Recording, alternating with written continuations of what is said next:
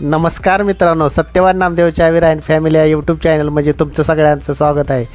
तर आता तुम्हाला दाखवणार आहे आदमापूर येथील मोरगोबाईचं मंदिर. हे आहे बाळूमामाच्या मंदिराच्या समोरचं मेन रोड. मेन रोडच्या समोरून आतल्या साईडनं समोर बाळूमामाच्या समोरून ह्या बाळूमामाचे गेट आहे. त्या बाळूमामाच्या गेटच्या समोरूनच सरळ मी तुम्हाला दाखवतो. ह्या सरळ रस्त्याने पुढे गेल्यानंतर बघा पुढे एक बोर्ड लावलेला आहे मोरगोबाई मंदिरा देवालयाकडे. तर असंच तिथून पुढे सरळ आपण गेलो ना, सरळ पुढे गेल्यानंतर ग्रामपंचायत लागेल. ग्रामपंचायतच्या उजव्या बाजूने सरळ आतल्या रस्त्याने सरळ पुढे जायला लागणार तुम्हाला. चला तुम्हाला जाऊन दाखवतो पुढच्या साईडला मोरगोबाईचं मंदिर.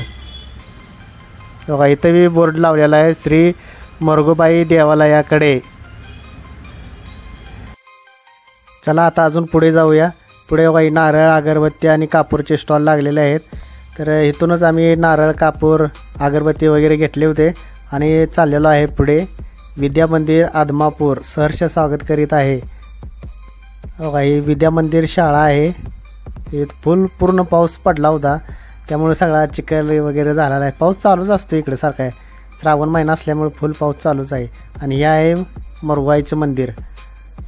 बाळूमामाचं प्रेरणास्थान. पहिलं बाळूमामा असताना हे सारखे इथं मोरगोबाईच्या मंदिरामध्ये येऊन बसत होते.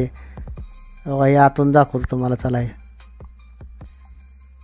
आतून शूटिंग काढू असं देत नाहीत तरी बी आम्ही काढतो. काही लाईन बारी लागलेले आहेत. हे असे बाळूमामाचे आदमापूरमधले इथं बोर्ड लावलेले आहेत.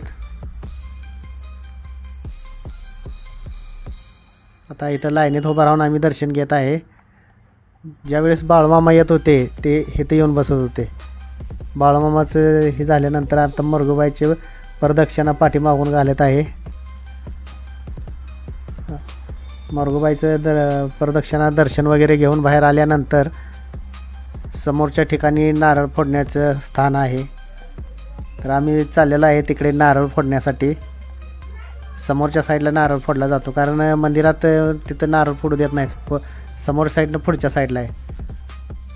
हो का इथं नारळ फोडतात.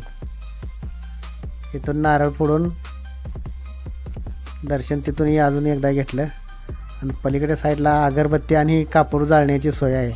हो का इथं अगरबत्ती आणि कापूर इथं जाळला जातो.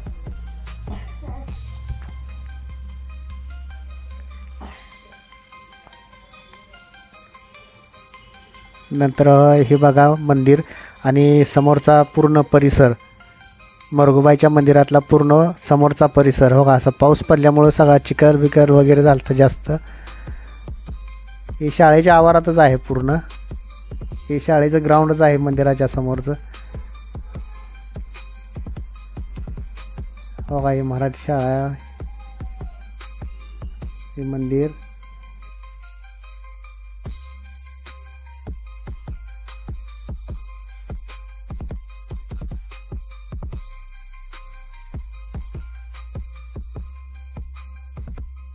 व्हिडिओ कसा वाटला नक्की कमेंट करून सांगा.